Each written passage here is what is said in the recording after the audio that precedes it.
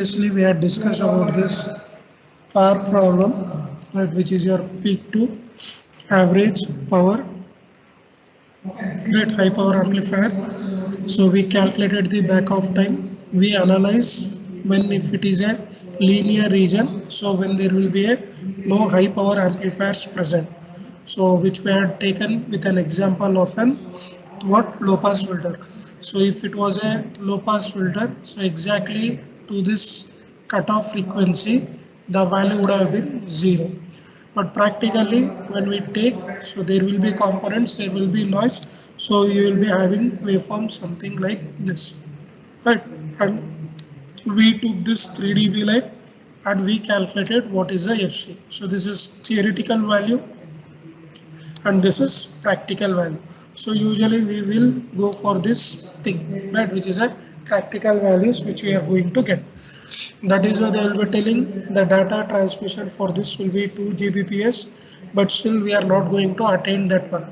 Or during peak time, your data will be not of that much. Okay. So these are the few points which was there highlighted here, and these we measured with respect to the clipping of the circuit. So we have taken what is the envelope of the signal and we measured that one using this gamma value clipping ratio, and this values, right, when it is greater than a and when it is less than a. So we are just assuming that the signal will be of envelope, it is not the exact thing. So when you are not taking the exact modulated wave, so what will be its efficiency? It will be very minimum. So that you can measure with the help of the modulation index. So that was the part, is a wave plot of the different thing, right? Original signal how it was, then clipped signal how it is there. So you can see the difference which you can observe here, right? So the calculation part for these things, you require the Gaussian input. So those waveforms and signal to noise ratio which is there, so that can be measured using this epsilon value. So usually in the AM part we were having that 3 by 2, right, 3 by 2 of mu, right, which is the constant value. Now here the constant value is this part. Okay, this is the part which have been taken. Now these things when you apply for this LTE structure, right, so the values which are going to observe in this part. Huh?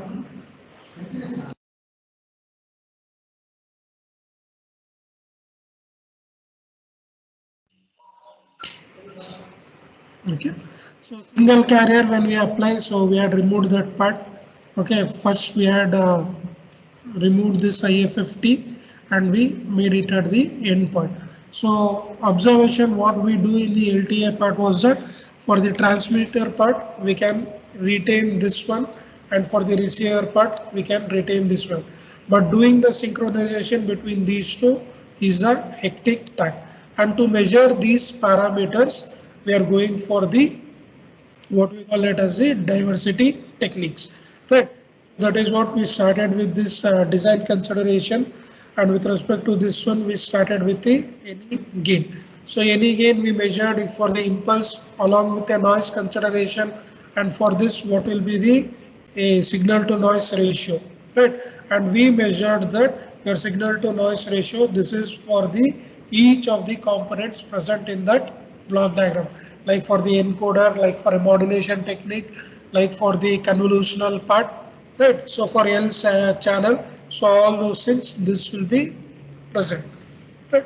And for this one we try to measure the bit error, right? So that we are calling it as a PB, bit error probability, BEP, which is given by constant C1 epsilon or E minus constant to lambda. So it is totally dependent on this lambda value. This lambda value, which is nothing but here impulse function and the sigma square value, right?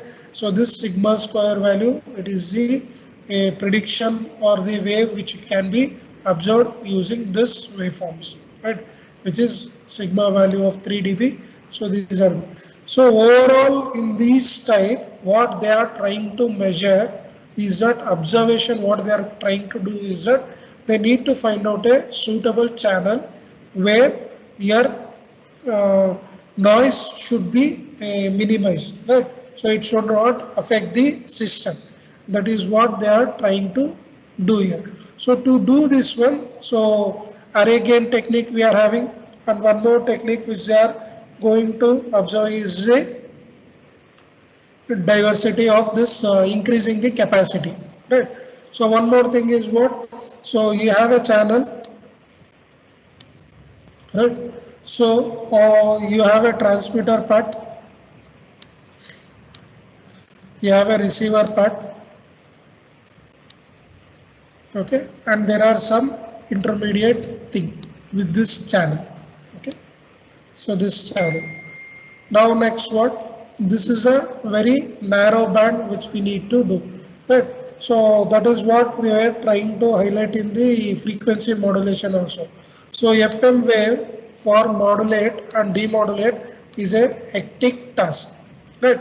So to implement this FM modulation, so two concepts were identified.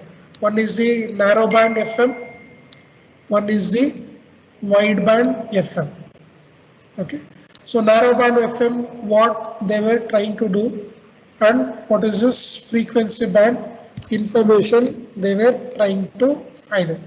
So what they were doing is that this frequency modulation, which is of segregation with respect to this band.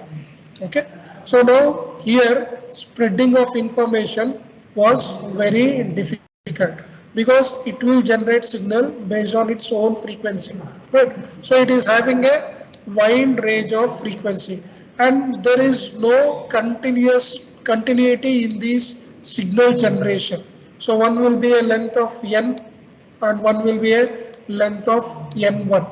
So in these things, it was difficult for us to find the guard time also, right? So to solve this wideband issue, it was difficult for the FM part. So what they were trying to do is that they were going for the narrow band indicating that they will fix the bandwidth. Okay, so first they will check the bandwidth from 0 to 10 kilohertz, right? Suppose say this much. So in this bandwidth, how many signals were generated? So if there are two signals, what is the guard band? So they were trying to highlight this one in a narrow band, and this narrow band they were extending to a wide band. So that was the concept which they used for the generation of the FM. And during this FM measurement, they were calculating what is the capacity of the channel, which we were observing in the information theory coding also. We were calculating a information channel capacity. So that channel capacity expression only it is given here, which is B log to 1 plus gamma, where B is your bandwidth and gamma is your noise effect, which is going to take place in this band. So these are just only introducing to you. Okay, they are not going in detail how it has been done. So they are telling what channel it will be, what components it will be, what are the effects of that one will be, then how to measure that one with what parameters. Right. So do this one. We have one more thing which we call it as a receiver diversity, and one more which we call it as a selection combining. Right. So the most prevalent form of the spatial diversity is the receiver dynasty, often having a two antennas. This type of diversity having a n value as 2, which is nothing but these waveforms. Right. So this is the actual expected one, which is this. Right. So the variation it is there. So this will be with respect to a wide band. Right. So very difficult to analyze these things because we cannot tell, because at one point time the value will be very high and the second point of time the value will be very low. So there is no a constant bit type where we can measure these things.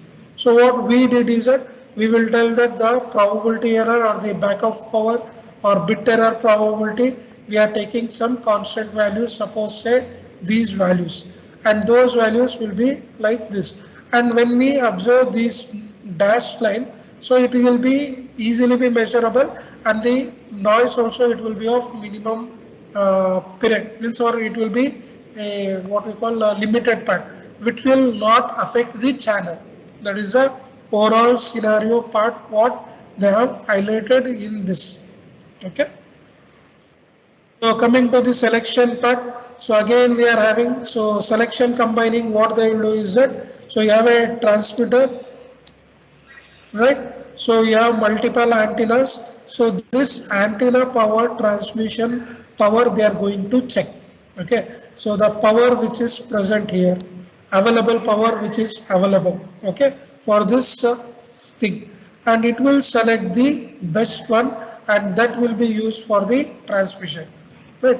Again, for this one more problem. What we do is that our signal or the information, it is not a single point of transmission.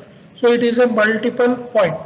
Right. So when I'm transmitting a multiple point, I need to do the summation added with all these multiple points, and that point you are going to observe here. So that is why you are having multiple impulse function, which is h1 h2 hn, and which will give a generate with the different things, and we are having a summer to this one, addition of that one, and we are transmitting this one.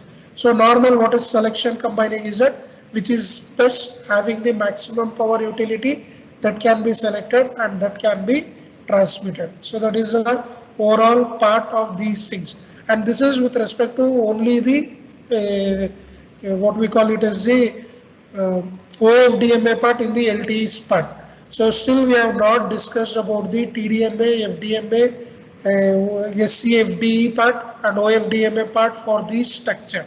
Right. So these are all just basic concept present and highlighted how that channel will function, or how, what combination we need to select, and what is the best possible way of minimizing the error with these conditions.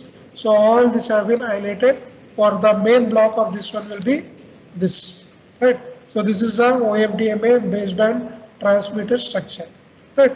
So in the second part, you are going to learn about the TDMA, FDMA, SDMA, OFDMA part, and that we are going to apply these information and try to observe the graphs how it will behave. Okay, so this is the first part of this part, because I hope